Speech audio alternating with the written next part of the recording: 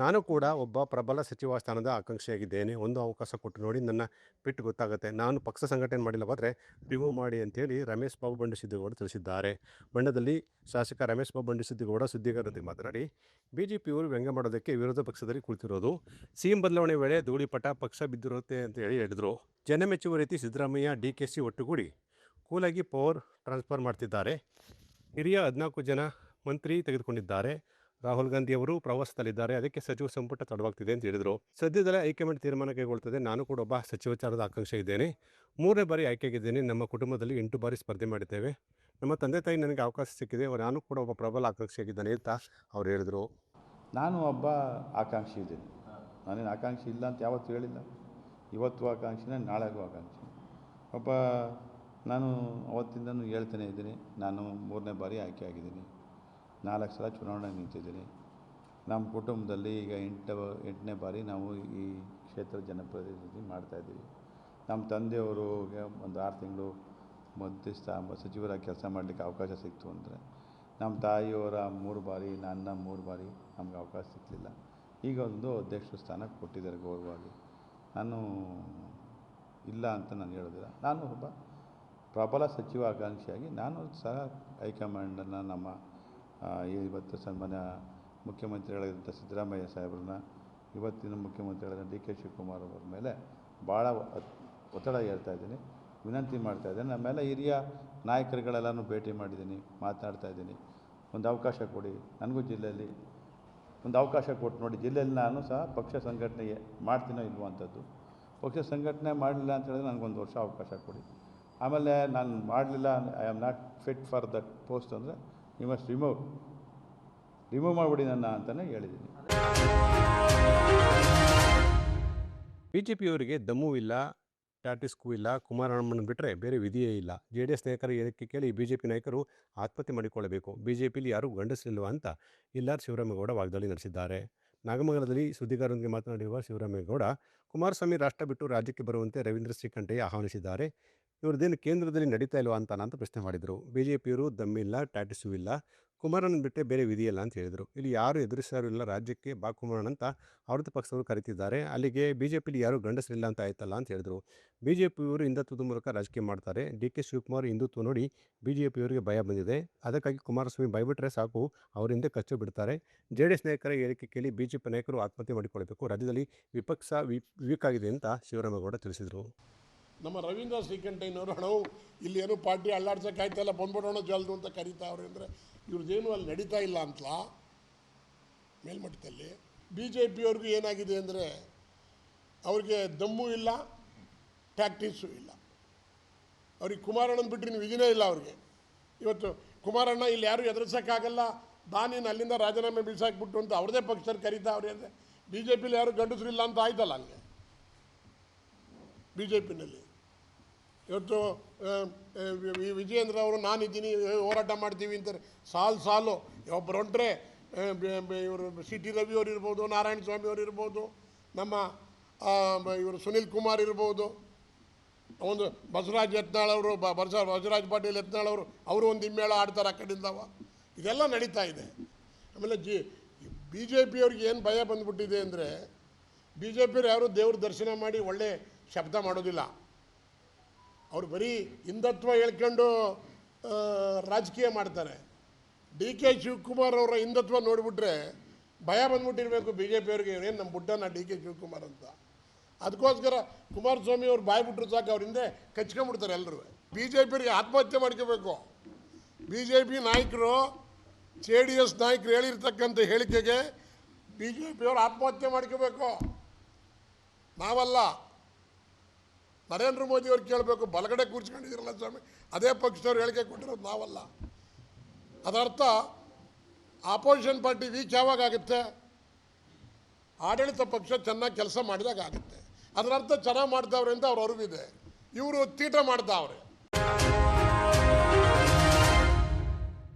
ಮಳವಳ್ಳಿ ತಾಲೂಕಿನ ತಳಗವಾದಿಯ TAPCMSನಲ್ಲಿ ಅಕ್ರಮ ನಡೆದಿದೆ ಎಂದು ಮಾಡಿರುವ ಆರೋಪ ನಿರಾಧಾರ ಎಂದು ಅದರ ಅಧ್ಯಕ್ಷರಾದ ಲಿಂಗರಾಜು ಸ್ಪಷ್ಟನೆ ನೀಡಿದ್ದಾರೆ. ಮಂಡ್ಯದಲ್ಲಿ ಸುದ್ದಿಗಾರರೊಂದಿಗೆ ಮಾತನಾಡಿದ ಅವರು, TAPCMSನ ತಳವಾದಿಯ ಉಪಶಾಖೆಯಲ್ಲಿ ರಸಗೊಬ್ಬರದ ಮಾರಾಟದಲ್ಲಿ 65 ಲಕ್ಷ ರೂಪಾಯಿಗಳ ಅಕ್ರಮ ನಡೆದಿದೆ ಅಂತ ಹೇಳಿದ್ದಾರೆ. ಆದರೆ 25-26ನೇ ಸಾಲಿನ ಶಾಸನಬದ್ಧ ಲೆಕ್ಕ ಪರಿಶೋಧನೆ ಪ್ರಗತಿಯಲ್ಲಿದ್ದು, ಲೆಕ್ಕ ಪರಿಶೋಧನೆ ವರದಿ ಮುಕ್ತಾಯಗೊಂಡು ಸಲ್ಲಿಕೆಯಾದ ನಂತರ ವಸೂಲಾತಿ ಕಂಡು ಬಂದಲ್ಲಿ ಸಂಬಂಧಪಟ್ಟ ವಿರುದ್ಧ ವಸೂಲಾತಿಗೆ ನಿರ್ದಾಕ್ಷಿಣ್ಯ ಕ್ರಮ ಕೈಗೊಳ್ಳಲಾಗುವುದು ಅಂತ ಹೇಳಿದರು. ಇದರ ಜೊತೆಗೆ ವ್ಯಾಪಾರ ಅಭಿವೃದ್ಧಿ ಸಾಲದ ಹೆಸರಲ್ಲಿ ಹಣ ದುರ್ಬಳಕೆ ಮಾಡಲಾಗಿದೆ ಅಂತ ಆರೋಪ ಮಾಡಲಾಗಿದೆ.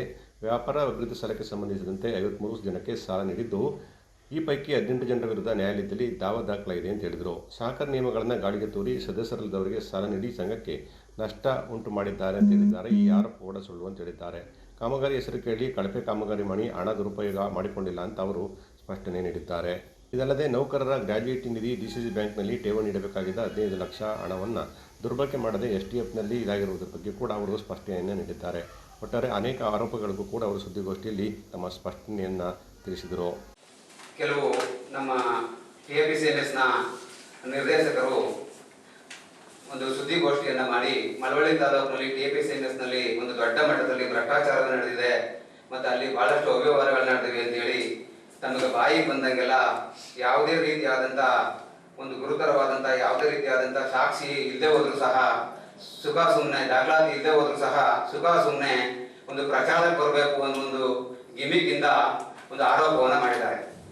ನಾವು ಅವರಿಗೆ ಬಹಳ ಸ್ಪಷ್ಟವಾಗಿ ಸಂಘದಲ್ಲೂ ಸಹ ಹೇಳೋ, ನೀವು ಏನಾದರೂ ಕೇಳೋದಿದ್ರೆ ಮೀಟಿಂಗ್ ಕರಿತೀವಿ, ಮೀಟಿಂಗಲ್ಲಿ ಬಂದು ಮಾತನಾಡಿ ಕೇಳ್ರಿ ಅಂತ. ಪಾಪ ಅವ್ರಿಗೆ ಒಂದು ಪ್ರಚಾರದ ಗಿಮಿಕ್ ಬೇಕು. ಪ್ರಚಾರಕ್ಕೋಸ್ಕರ ಅವರು ಸ್ಟೇಟಸ್ಗಳಿಗೆ ಈ ಫೋಟೋಗಳನ್ನ ಹಾಕೊಂಡು ನಾವು ದೊಡ್ಡ ಭ್ರಷ್ಟಾಚಾರವನ್ನ ಕಂಡಿಡ್ತೀವಿ ಎನ್ನುವಂತ ಒಂದು ರಾಜಕೀಯ ಪ್ರೇರಿತವಾಗಿ ಮತ್ತೆ ಆಧಾರ ರಹಿತವಾಗಿ ಏನು ಮಳವಳ್ಳಿ ತಾಲೂಕಿನ TAPCMS ಅಂದ್ರೆ ಒಂದು 5,000 ಜನ ಸದಸ್ಯರಿರ್ತಕ್ಕಂಥ ಒಂದು ದೊಡ್ಡ ಮಟ್ಟದ ಒಂದು ಸಂಘ. ಆ ಸಂಘದಲ್ಲಿ ಮರ್ತಿಬೇಗೌಡರು ಮತ್ತು ಅರ್ಗೂರು ರಾಜಪ್ಪನವರು ಮತ್ತು ಇಟ್ನಳ್ಳಿ ಕೊಪ್ಪಳು ವೀರೇಗೌಡರು ಬಹಳ ಕಷ್ಟಪಟ್ಟು ಕಟ್ಟಿರ್ತಕ್ಕಂಥ ಒಂದು ತಾಲೂಕು ಸೊಸೈಟಿ. ಆ ಒಂದು ಸೊಸೈಟಿನಲ್ಲಿ ಯಾವುದೇ ರೀತಿಯಾದಂಥ ಯಾವ ಡೈರೆಕ್ಟರ್ಗಳಲ್ಲಿ ಯಾವ ಅಧ್ಯಕ್ಷರಲ್ಲಿ ಎಲ್ಲೂ ಭ್ರಷ್ಟಾಚಾರ ಆಗದೆ ಅಂತ ಹೇಳಿ ಇಲ್ಲಿ ತನಕ ಯಾವುದೇ ಒಂದು ರಿಪೋರ್ಟ್ ಬಂದಿಲ್ಲ. ಈಗ ನಾವು ಹೊಸ ಒಂದು ಕಮಿಟಿ ಬಂದ ಮೇಲೆ ಎಲ್ಲ ಒಂದು ಬ್ರಾಂಚ್ಗಳನ್ನು ಸಹ ಚೆಕ್ ಮಾಡಿ ಸಣ್ಣ ಪುಟ್ಟ ಏನಾದರೂ ತಪ್ಪುಗಳಿದ್ರೆ ಎಲ್ಲವನ್ನು ತಿದ್ದುಪಡಿಸೋಕ್ಕೋಸ್ಕರ ಎಲ್ಲರಿಗೂ ಸಹ ಒಂದು ಎಚ್ಚರಿಕೆಯನ್ನು ಕೊಟ್ಟು ಒಂದು ಸಂಘವನ್ನ ಸುಸ್ಥಿತಿನಲ್ಲಿ ನಡೆಸಿಕೊಂಡು ಹೋಗ್ತಾ ಇದ್ದೀವಿ. ಯಾಕೆ ನಾವು ಬಹಳ ಸ್ಪಷ್ಟವಾಗಿ ಚಂದಳ್ಳಿ ಶ್ರೀಧರ್ ಅವರು ನಿನ್ನೆ ನಡೆದಂತಹ ಪತ್ರಿಕಾಗೋಷ್ಠಿನಲ್ಲಿ ಮಾನ್ಯ ಶಾಸಕರ ಹೆಸರನ್ನ ಹೇಳ್ತಂದು ಒಂದು ರಾಜಕೀಯವನ್ನ ಮಾಡ್ತಾ ಇದ್ದಾರೆ. ನಾವು ಮಾನ್ಯ ಶಾಸಕರು ಯಾವತ್ತೂ ಸಹ ನಮ್ಮ TAPCMSನ ಆಡಳಿತ ಮಂಡಳಿನಲ್ಲಿ ಹಸ್ತಕ್ಷೇಪವನ್ನು ಮಾಡಿಲ್ಲ. ಮತ್ತೆ ಅವರು ಯಾರಾದ್ರೂ ಗೊಬ್ಬರ ಮಾರಾಟ ಮಾಡಿರ್ಬೋದು, ಬೇರೆ ಮಾರಾಟ ಮಾಡಿರ್ಬೋದು, ಯಾರು ಸಹ ಈ ರೀತಿ ಒಂದು ರೀತಿಯಲ್ಲಿ ಬಂದು TAPCMSನಲ್ಲಿ ಮಾತಾಡಿಲ್ಲ. ಇವರು ರಾಜಕೀಯದ ಆರೋಪವನ್ನು ಮಾಡೋಕ್ಕೋಸ್ಕರ ಅವರ ಹೆಸರನ್ನ ಹೇಳ್ತಂದು ಮತ್ತು ಕೆಲವು ಕಂಡೀಷನ್ಸ್ ಹೇಳಿದ್ದಾರೆ. TAPCMSನ ತಳಗವಾದಿ ಉಪಶಾಖೆಯಲ್ಲಿ ರಸಗೊಬ್ಬರ ಮಾರಾಟದಲ್ಲಿ ಸುಮಾರು 65 ಲಕ್ಷ ರೂಪಾಯಿ ಗೋಲ್ಮಾಲ್ ಆಗಿದೆ ಎನ್ನುವಂಥದ್ದನ್ನ ಆರೋಪ ಮಾಡಿದ್ದಾರೆ. ಹೆಂಗೆ ಇವರು ಯಾವ ಆಧಾರದ ಮೇಲೆ 65 ಲಕ್ಷ ರೂಪಾಯಿ ಗೋಲ್ಮಾಲ್ ಆಗಿದೆ ಅಂತ ಹೇಳ್ತಾರೆ ಅಂತ ಹೇಳಿ ಯಾರಿಗೂ ನಮ್ಗೆ ಅರ್ಥ ಆಯ್ತಾ ಇಲ್ಲ. ಯಾಕೆ ಅಂತಂದ್ರೆ ಇನ್ನೂ ಸಹ ಆಡಿಟ್ ನಡೀತಾ ಇದೆ. ಆಡಿಟ್ ವರದಿ ಅಂತಿಮವೇ ಆಗ್ತಾನೆ ಸುಖ ಸುಮ್ಮನೆ ಪತ್ರಿಕಾಗೋಷ್ಠಿ ಬಂದು ತನಗೆ ಬಾಯಿಗೆ ಬಂದಂತೆಲ್ಲ ಮಾತನಾಡುವಂತ ಶ್ರೀಧರ್ ಅವರು ಆ ಚಾಳಿಯನ್ನ ಬಿಟ್ಬಿಡ್ಬೇಕು. ಯಾಕೆಂದ್ರೆ ಪತ್ರಿಕೆ ಒಂದು ಘನತೆ ಒಂದು ಗೌರವ ಇದೆ. ಬಾಯಿಗೆ ಬಂದು ಆಡಿಟ್ ರಿಪೋರ್ಟ್ ವರದಿನೇ ಸಿಗ್ತಾನೆ. ಯಾವುದೇ ರೀತಿಯಾದಂತ ಅಧಿಕೃತವಾದ ಸೀಲು ಸಿಗ್ನೇಚರ್ ಇರ್ತಕ್ಕಂಥ CEO ಅವರು ಮಾಡಿರ್ತಕ್ಕಂಥ ಒಂದೇ ಒಂದು ಪತ್ರಿಕೆಯನ್ನು ಕೊಡ್ತಾನೆ. ಮೊಬೈಲ್ ಎಲ್ಲ ಫೋಟೋ ತಗೊಂಡು ಬಂದು ಪತ್ರಿಕಾಗೋಷ್ಠಿ ಮಾಡುವಂತ ಇಂಥ ಕೆಟ್ಟ ಕೆಲಸಕ್ಕೆ ಅವರು ಒಬ್ಬ ನಿರ್ದೇಶಕರಾಗಿ ಹಿಡಿಬಾರದು ಅನ್ನುವಂಥದ್ದನ್ನ ನಾವು ಬಹಳ ಸ್ಪಷ್ಟವಾಗಿ ಹೇಳಲಿಕ್ಕೆ ಬಯಸ್ತಾ ಇದ್ದೀವಿ. ಜೊತೆಗೆ ಏನು ವ್ಯಾಪಾರ ಅಭಿವೃದ್ಧಿ ಸಾಲದ ಹೆಸರಿನಲ್ಲಿ ಹಣ ದುರ್ಬಳಕೆ, ಸಂಘದಲ್ಲಿ ಸದಸ್ಯರಾಗದೇ ಎಲ್ಲರೂ ಸಹ ಸಾಲವನ್ನ ಕೊಟ್ಟವ್ರೆ ಅಂತ. ನಾವು ಸಂಘದಲ್ಲಿ ಸದಸ್ಯರು ಮಾಡ್ಕೋದಾನೆ ಒಬ್ಬರಿಗೂ ಸಾಲವನ್ನ ಕೊಟ್ಟಿಲ್ಲ. ನೀವು ನಿಮ್ಮಲ್ಲಿ ದಯವಿಟ್ಟು ಎಲ್ಲರಿಗೂ ಸಹ ದಾಖಲಾತಿಗಳನ್ನ ಕೊಡ್ತೀವಿ. ನಾವು ಎಲ್ಲನೂ ಅಥರೈಸ್ ಮಾಡ್ಕೊಂಡು ಅಧಿಕೃತವಾಗಿ CEO ಅವರಿಂದ ತಗೊಂಡಿದ್ದೀವಿ. ಯಾರೆಲ್ಲ 52 ಜನ ಸಾಲ ಕೊಟ್ಟಿದ್ದೀವಿ ಅವರೆಲ್ಲರೂ ಸಹ ಸಂಘದಲ್ಲಿ ಸದಸ್ಯರಾದ ನಂತರ ನಾವು ಸಾಲವನ್ನ ಕೊಟ್ಟಿದ್ದೀವಿ ಅನ್ನುವಂಥದ್ದನ್ನ ನಾವು ಈ ಮೂಲಕ ನೀವೆಲ್ಲರೂ ಸಹ ಸ್ಪಷ್ಟಪಡ್ತಾ ಇದೀವಿ. ಜೊತೆಗೆ ಅವರು ಏನೇನು ಇನ್ನೊಂದು ಆರೋಪ ಮಾಡಿದ್ದಾರೆ, ಸಹಕಾರ ಸಂಘದ ನಿಯಮಗಳನ್ನು ಗಾಳಿಗೆ ತೂರಿ ಸದಸ್ಯರಲ್ಲದ ಅವರಿಗೆ ನೀಡಿ ಸಂಘಕ್ಕೆ ನಷ್ಟ ಉಂಟು ಮಾಡಿದ್ದಾರೆ ಅಂತ ನಾವು ಬಹಳ ಸ್ಪಷ್ಟವಾಗಿ ಹೇಳ್ತಾ ಇದೀವಿ. ಒಬ್ಬ ವ್ಯಕ್ತಿಗೆ ಸಂಘದ ಸದಸ್ಯನಲ್ಲದವರಿಗೆ ಸಾಲವನ್ನ ಕೊಟ್ಟಿಲ್ಲ. ಸಂಘದ ಸದಸ್ಯರು ಮಾತ್ರ ಸಾಲವನ್ನ ಕೊಟ್ಟಿದ್ದೀವಿ. ಕಟ್ಟದೇ ಇದ್ದಂತ 18 ಜನರ ಮೇಲೆ ಮೊಕದ್ದಮೆಯನ್ನ ಹೂಡಿದೀವಿ. ಇನ್ನು ಉಳಿದಂತ ಎಲ್ಲರೂ ಸಹ ಸಾಲವನ್ನ ಕಟ್ತಾ ಇದ್ದಾರೆ. ಅದರಿಂದ ಒಂದು ಮಳವಳ್ಳಿ ತಾಲೂಕಿನಲ್ಲಿರ್ತಕ್ಕಂಥ TAPCMS ನ ಒಂದು ಸಂಘ ಬಹಳ ಸದೃಢವಾಗಿರ್ತಕ್ಕಂಥ ಒಂದು ಸಂಘ. ಅಲ್ಲಿ 5,000 ಜನ ಸದಸ್ಯರಿದ್ದಾರೆ. ಸುಮಾರು 40 ರಿಂದ 50 ಜನ ಸುಮಾರು 1.5 ಕೋಟಿಯಿಂದ 2 ಕೋಟಿಯಷ್ಟು FD ಅನ್ನ ಮಾಡಿದ್ದಾರೆ. 100 ಜನ ಕೆಲಸವನ್ನ ಮಾಡ್ತಾ ಇದ್ದಾರೆ. ಅವ್ರಿಗೆಲ್ಲರೂ ಸಹ ಒಂದು ಮಸಿ ಬಳಿಯುವಂತ ಕೆಲಸವನ್ನ ಚಂದಡಿ ಶ್ರೀಧರ್ ಅವರು ರಾಜಕೀಯ ಮಾಡೋದಾದ್ರೆ ಮುಂದೆ ತಾಲೂಕ್ ಪಂಚಾಯತಿ ಜಿಲ್ಲಾ ಪಂಚಾಯತಿ ಚುನಾವಣೆ ಇರ್ತದೆ, ಆಗ ರಾಜಕೀಯವನ್ನ ಮಾಡಬೇಕು. ಈ ಒಂದು ಸಹಕಾರ ಸಂಘದಲ್ಲಿ ನೀವು ರಾಜಕೀಯವನ್ನ ಮಾಡಬೇಡಿ ಅನ್ನುವಂತ ಮಾತನ್ನು ಸಹ ನಾ ಈ ಒಂದು ಸಂದರ್ಭದಲ್ಲಿ ಹೇಳಲಿಕ್ಕೆ ಇಚ್ಛೆ ಪಡ್ತೀನಿ. ಗೋಷ್ಠಿಯಲ್ಲಿ ಬ್ಯಾಂಕ್ನ ಉಪಾಧ್ಯಕ್ಷರಾದ ಮಾಲಶ್ರೀ, ನಿರ್ದೇಶಕರಾದ ದೇವರಾಜು, ಪುಟ್ಟಬಸವಯ್ಯ, ಮಾದಯ್ಯ, ಮನು, ಸತೀಶ್ ಸೇರಿದಂತೆ ಇತರರು ಹಾಜರಿದ್ದರು. ಕೇರ್ಪೇಟೆ ತಾಲೂಕಿನ ಕಿಕ್ಕೇರಿ ಸಮೀಪದ ಮಂದರಿಯ ಹೇಮಾವತಿ ಪ್ರೌಢಶಾಲೆಯಲ್ಲಿ ಚಲನಚಿತ್ರ ನಟ ಮಧು ಮಂದಗಿರಿರವರು ತಾವು ಓದಿದ ಶಾಲೆಯ ನೆನಪಿಗಾಗಿ ಲ್ಯಾಪ್ಟಾಪ್ ಮತ್ತು ಪ್ರಿಂಟರ್, ಕ್ರೀಡಾ ಸಾಮಗ್ರಿಗಳನ್ನು ಶಾಲೆಗೆ ಕೊಡುಗೆಯಾಗಿ ನೀಡಿದರು. ಶಾಲೆಯ ಮುಖ್ಯ ಶಿಕ್ಷಕ ಶೇಖರ್ ಮಾತನಾಡಿ, ಶಾಲೆಯ ಹಳೆಯ ವಿದ್ಯಾರ್ಥಿಯಾದ ಮಧು ಮಂದಗಿರಿರವರು ರೈಲ್ವೆ ಇಲಾಖೆಯಲ್ಲಿ ಕರ್ತವ್ಯ ನಿರ್ವಹಿಸುತ್ತಿದ್ದು, ಇದರ ಜೊತೆಗೆ ಕನ್ನಡ ಚಿತ್ರದಲ್ಲಿ ನಾಯಕರಾಗಿ ನಡೆಸುತ್ತಿದ್ದಾರೆ. ಅವರ ಸೇವೆಯನ್ನು ನಾವು ಸ್ಮರಿಸಿಕೊಡ್ತೇವೆ ಅಂತ ಹೇಳಿದರು. ಗೊತ್ತಿರಲಿಲ್ಲ ಅವಾಗ ನಮ್ಗೆ, ಯಾಕಂದರೆ ಅವಾಗ ಎಜುಕೇಷನ್ ಇತ್ತು. ಇವಾಗ ಬಿಡಿ ಒಳ್ಳೆ ಮಾರ್ಚ್ಕೊಂಡಿದ್ದಾರೆ, ಚೆನ್ನಾಗಿ ಹೇಳ್ಕೊಡ್ತಾರೆ, ಚೆನ್ನಾಗಿ ಓದ್ಬೋದು ಅನ್ಕೋತೀನಿ. SSLC ಫೇಲ್ ಆದಕ್ಕೆ ನಾನು ಮತ್ತೆ SSLC ಕಟ್ಕೊಂಡು ಪಾಸ್ ಮಾಡಿಕೊಂಡು ಇವತ್ತೊಂದು ದೊಡ್ಡ ಕನಸು ಕಾಣ್ತಾ ಇದೆ. ನಾನು ಡಾಕ್ಟ್ರೇಟ್ ತೊಗೋಬೇಕು ಅಂದ್ಕೊಂಡಿದ್ದೆ, ಹೀರೋ ಆಗಬೇಕು ಅಂದ್ಕೊಂಡಿದ್ದೆ. ನನ್ನ ಕನಸನ್ನು ನಾನು ಮಾಡ್ಕೊಂಡಿದ್ದೆ. ಅದಕ್ಕೆ ಏನಪ್ಪ ಕಾರಣ ಅಂದರೆ ನನ್ನ ಗುರಿಗೊಳ್ಳೋಕ್ಕಾಗಲ್ಲ. ಹಾಗಾಗಿ ದಯವಿಟ್ಟು ಏನೋ ಒಂದು ಅಚೀವ್ಮೆಂಟ್ ಮಾಡಿ, ಓದಿ, ಅಪ್ಪ ಅಮ್ಮನ ಬೆಲೆ ಕೊಡಿ, ಮರ್ಯಾದೆ ಕೊಡಿ, ದಿವಸ ಕೊಡಿ, ಜಾಬ್ಗೆ ಹೋಗಿ ಸ್ವಲ್ಪ ದುಡ್ಡು ಸಂಪಾದನೆ ಮಾಡಿಕೊಂಡು ದುಡ್ಡು ಸೇರಿಕೊಂಡು ದಾನ ಮಾಡಿ. ನಿಮ್ಗೆ ಏನಾದ್ರು ಬೇಕು ದಯವಿಟ್ಟು ಕೇಳಿದ್ರೆ ಮಾಡ್ಕೊಡ್ತೀನಿ. ನಾನು ಬಸ್ ಕೊಡೋಕ್ಕೆ ಆಗಲಿ, ನಿಮ್ಗೆ ಏನಾದ್ರು ಕಂಪ್ಯೂಟರ್ ಕೊಡ್ಬೇಕು ಅಂದ್ಕೊಂಡಿದ್ದೆ, ಕಂಪ್ಯೂಟರ್ ಕ್ಲಾಸ್ ತರಿಸ್ಬೇಕು ಅಂತ ಅನ್ಕೊಂಡಿದ್ದೆ. ನೆಕ್ಸ್ಟ್ ಒಂದು ತೊಗೊಳೋದು ರೆಡಿ ಮಾಡ್ತೀನಿ. ಇದನ್ನ ಹತ್ರ ಮಾತಾಡ್ಕೊಂಡು ಟೀಚರ್ ಕರ್ಸ್ಕೊಟ್ಟು ಒಂದು 4-5 ಕಂಪ್ಯೂಟರ್ ತರಿಸ್ಕೊಟ್ಟು ನೀವೆಲ್ಲ ಕಲ್ತ್ಕೋಬೇಕು. ನೀವೆಲ್ಲ ಯಾಕಂದರೆ ಹಳ್ಳಿಯಿಂದ ಬೈದಿರ ಮುಂದೆ ಹೋಗ್ಬೇಕಂತಲ್ಲ, ಬೇಕಾಗುತ್ತಲ್ಲ. ಅದಕ್ಕೋಸ್ಕರ ನಿಮಗೆಲ್ಲ ಕಂಪ್ಯೂಟರ್ ಕ್ಲಾಸ್ ಕೊಡಿಸ್ಬೇಕು ಅಂತ ಒಂದು ಆಸೆ ಇದೆ ನನಗೆ. ಆಯಿತಾ, ದಯವಿಟ್ಟು ಅದನ್ನು ಕಲ್ತ್ಕೊಡಿ, ಚೆನ್ನಾಗಿ ಓದಿ, ಅಪ್ಪ ಅಮ್ಮನ ಬೆಲೆ ಕೊಡಿ. ದಯವಿಟ್ಟು ಯಾರು ಮರೆತಿರೋ ಗೊತ್ತಿಲ್ಲ, ಅಪ್ಪ ಅಮ್ಮ ಯಾವ ಕಾರಣದಲ್ಲಿ ಮರೆಯೋಕೆ ಹೋಗ್ಬಿಡಿ. ಗುರುಗಳನ್ನ ಮರ್ಯಾದೆ ಕೊಡಿ, ನಿಮಗೆ ನೀವು ಮರ್ಯಾದೆ ಕೊಟ್ಕೊಡಿ. ಇದೇ ಸಂದರ್ಭದಲ್ಲಿ BL ವೇಣುರವರ ಕಾದಂಬರಿ ಆಧಾರಿತ ಮಧು ಮಂದಗಿರಿರವರು ನಾಯಕ ನಟರಾಗಿ ಅಭಿನಯಿಸಿರುವ ದನಗಳು ಚಲನಚಿತ್ರವನ್ನು ಶಾಲೆಯ ಆವರಣದಲ್ಲಿ ದೊಡ್ಡ LED ಪರದೆ ಮೂಲಕ ಪ್ರದರ್ಶನ ಮಾಡಲಾಯಿತು. ಮಧುರವರ ಕಾರ್ಯಕ್ಕೆ ಮೆಚ್ಚಿ ಶಾಲೆಯ ಆಡಳಿತ ಮಂಡಳಿ ವತಿಯಿಂದ ಮಧು ಮತ್ತು ಅವರ ಪತ್ನಿ ಶ್ರೀಮತಿ ವಾಣಿರವರನ್ನು ಸನ್ಮಾನಿಸಲಾಯಿತು. ಈ ಸಂದರ್ಭದಲ್ಲಿ ಚಂದ್ರಶೇಖರ್, ಮುರುಳಿ, ಶ್ರೀಮತಿ ವಾಣಿ, ಮಧು, ತುಳಸಿರಾಜ್, ಶೇಖರ್, ಮುಕುಂದಸ್ವಾಮಿ, ರೋಹಿತ್ ಸೇರಿದಂತೆ ಇನ್ನಿತರರಿದ್ದರು. ಮಂಡ್ಯನಗರದ ಡಾಕ್ಟರ್ BR ಅಂಬೇಡ್ಕರ್ ಭವನದಲ್ಲಿ ನವೋದಯ ಟ್ರಸ್ಟ್ನ ವೇದಂ ಎಕ್ಸಲೆನ್ಸ್ PU ಕಾಲೇಜು ಇವರ ವತಿಯಿಂದ ಪ್ರಥಮ PU ವಿದ್ಯಾರ್ಥಿಗಳಿಗೆ ಪರೀಕ್ಷಾ ಸ್ವಾಗತಾಗಮ ಯಶಸ್ವಿಯಾಗಿ ನಡೆಯಿತು. ಎಲ್ಲರೊಳಗೂ ಒಂದಾಗುವ ಮೂಗುತಿಮ್ಮ ಟ್ರಸ್ಟ್ನ ಅಧ್ಯಕ್ಷರಾದ ವಿನಯ್ ಕುಮಾರ್ ಕಾರ್ಯಕ್ರಮವನ್ನು ಉದ್ಘಾಟಿಸಿದರು. ನಂತರ ಮಾತನಾಡಿದ ಅವರು, ವಿದ್ಯಾರ್ಥಿಗಳು ಸನ್ಮಾರ್ಗದಲ್ಲಿ ನಡೆಯಬೇಕು, ಪೋಷಕರಿಗೆ ಉತ್ತಮ ಹೆಸರು ತರಬೇಕು, ತಾವು ಸಾಧಿಸುವ ಛಲ ಇತರರಿಗೆ ಮಾದರಿಯಾಗಬೇಕು ಅಂತ ಹೇಳಿದರು. ಒಂದು ಘಟ್ಟವನ್ನು ದಾಟಿ ನೀವು ನೆಕ್ಸ್ಟ್ ಹಂತಕ್ಕೆ ಹೋಗಿದ್ದೀರಲ್ಲ. ಫಸ್ಟ್ ಮ್ಯೂಸಿಕ್ ಬಂದಿದ್ದೀರಿ, ಸ್ವಲ್ಪ ದೊಡ್ಡವರಾಗಿಲ್ಲ, ಮನೆಯಲ್ಲೆಲ್ಲ ಈಗ ಪರವಾಗಿಲ್ಲ, ಈಗ ಸ್ಕೂಲ್ ಮಕ್ಕಳೆಲ್ಲ ಈಗ ಕಾಲೇಜ್ ಮಕ್ಕಳು ದೊಡ್ಡವರಾಗಿದೆ. ನಾನು ಯಾವಾಗಲೂ ಹೇಳ್ತಾ ಇದ್ದೀನಿ ಒಂದು ಸಣ್ಣ ಕತೆ. ನಾನು ಒಂದು ಊರಿಗೆ ಬಸ್ಸಲ್ಲಿ ಟ್ರಾವೆಲ್ ಮಾಡ್ತೇನೆ. ಬಸ್ಸಲ್ಲಿ ಟ್ರಾವೆಲ್ ಮಾಡ್ಬೇಕಾದ್ರೆ ಎದುರುಗಡೆ ಒಂದು ಸಣ್ಣ ಪಾಪು, ಇಲ್ಲಿದೆಯಲ್ಲ ಪಾಪು, ಈ ವಯಸ್ಸು ಪಾಪು ಬಂದಿದೆ. ಆ ಪಾಪುಗೆ ನನ್ನ ನೋಡಿದು, ನಾನು ಆ ಪಾಪು ನೋಡಿದೆ. ಅದು ನಾನು ಆಯಿತು, ನಾನು ಆಯಿತು, ಇಬ್ಬರು ಕಮ್ಯುನಿಕೇಶನ್ ಶುರು ಮಾಡೋದು. ನಾನು ಭಾಳ ಬುದ್ಧಿವಂತನಿಗೆ ಏನು ಮಾಡ್ತಿದ್ಯಾ ಏನು ಅಂತ ಕೇಳಿದ್ರೆ ಮಗುವಲ್ಲೇ ಹೇಳ್ತಾ ಇತ್ತು. ಇನ್ನು ಹೋಗ್ತಾ ನಾನು ಮಗು ತುಂಬ ಹತ್ರಕ್ಕೆ ಹೋದಾಗ ಆ ಮಗು ನನಗೆ ಒಂದು ಸರಳ ಪ್ರಶ್ನೆ ಕೇಳಿತು. ನೀವು ಯಾರು ಅಂತ ಏಕವಚನದಲ್ಲಿ ಕೇಳಿ.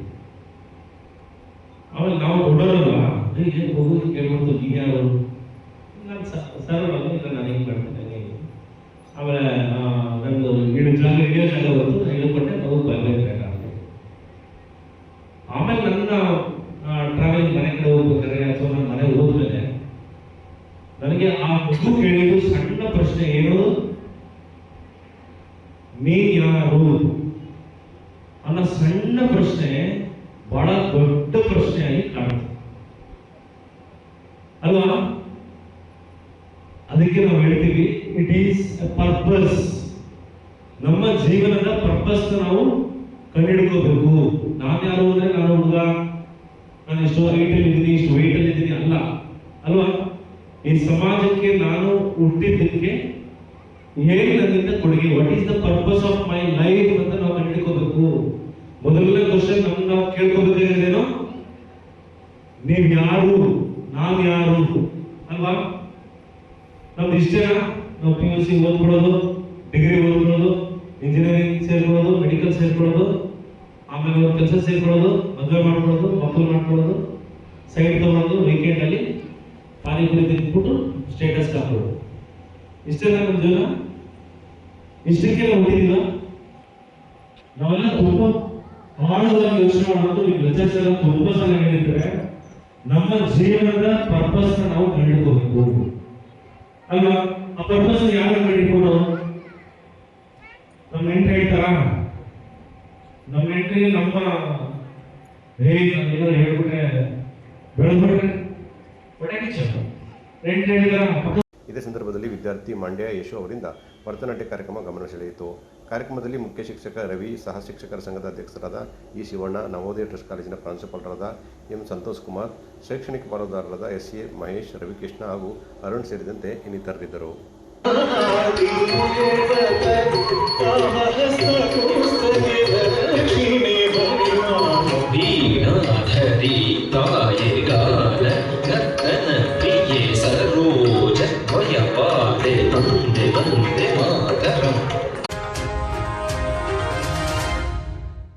ಇಪ್ಪತ್ತಾರನೇ ವರ್ಷದ ರಾಜ್ಯ ಮಟ್ಟದ ಡಾಕ್ಟರ್ ಜಿ ಮಾದೇಗೌಡ ಸಮಾಜ ಸೇವಾ ಮತ್ತು ಸಾವಯವ ಕೃಷಿಕ ಪ್ರಶಸ್ತಿ ಪ್ರದಾನ ಸಮಾರಂಭ ಮಂಡ್ಯದ ಗಾಂಧಿ ಭವನದಲ್ಲಿ ಯಶಸ್ವಿಯಾಗಿ ನಡೆಯಿತು.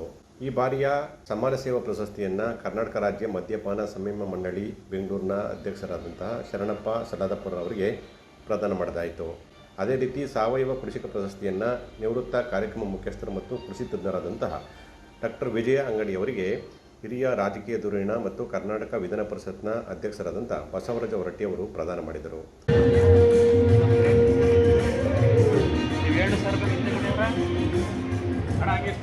ನಂತರ ಮಾತನಾಡಿದ ಬಸವರಾಜ ಹೊರಟ್ಟಿಯವರು, ರಾಜ್ಯ ರಾಜಕಾರಣ ಅಥವಾ ಯಾವುದೇ ರಾಜಕಾರಣ ಎಂದು ಒಳ್ಳೆಯ ರೀತಿಯಲ್ಲಿಲ್ಲ. ಈ ಹಿಂದಿನ ರಾಜಕಾರಣಕ್ಕೆ ಹೋಲಿಸಿದರೆ ಈಗಿನ ರಾಜಕಾರಣ ಅಧ್ವಾನವಾಗಿದೆ.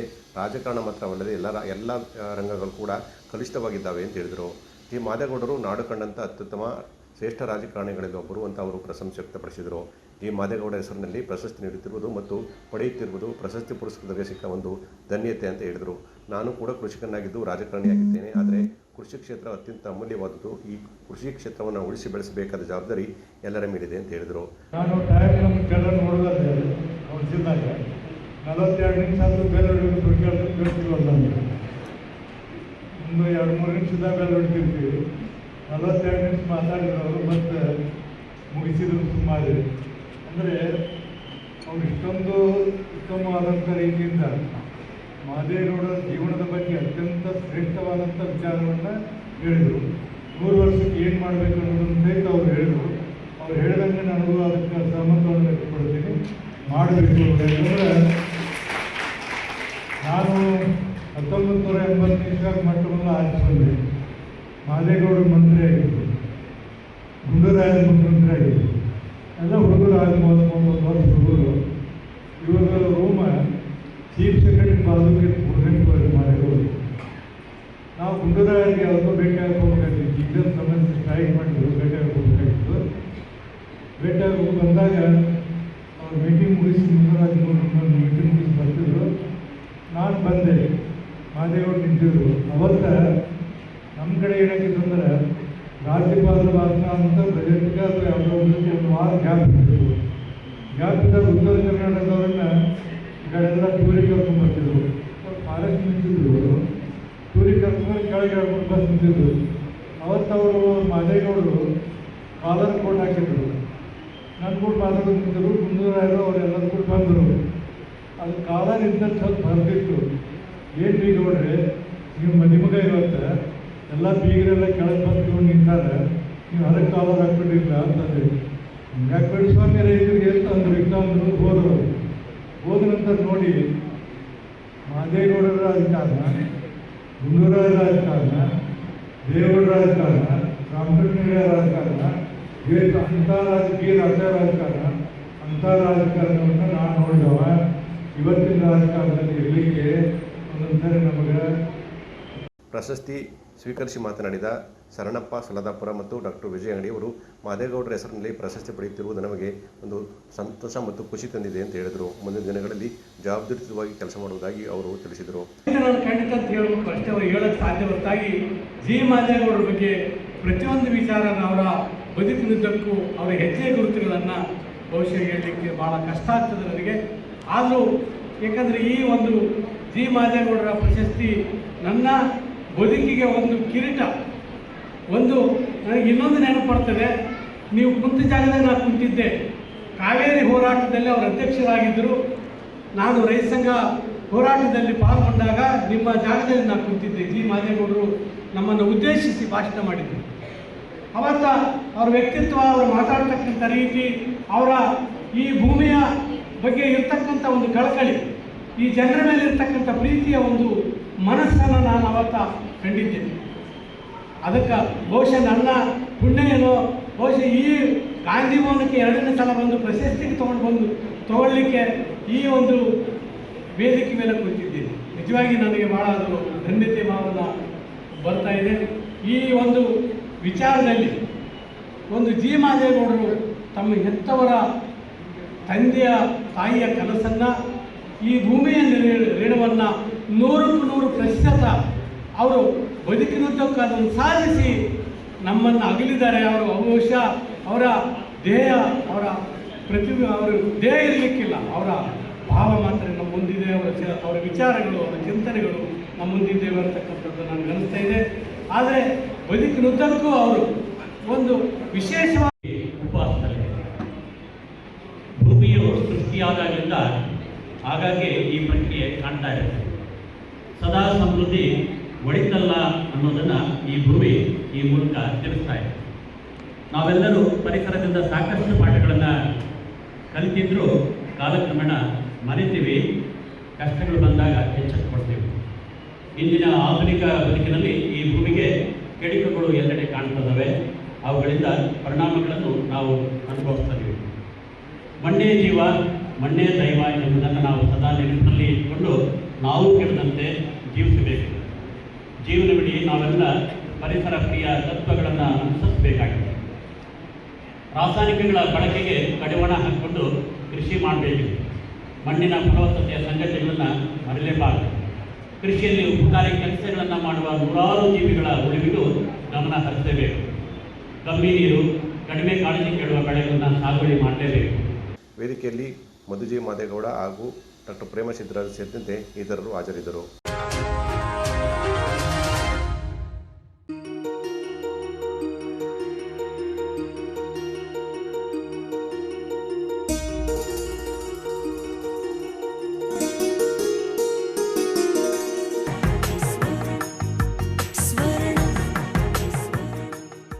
ಸ್ವರ್ಣ, ಇದು ಬಾಂಧವ್ಯಗಳ ಬೆಸುಗೆ,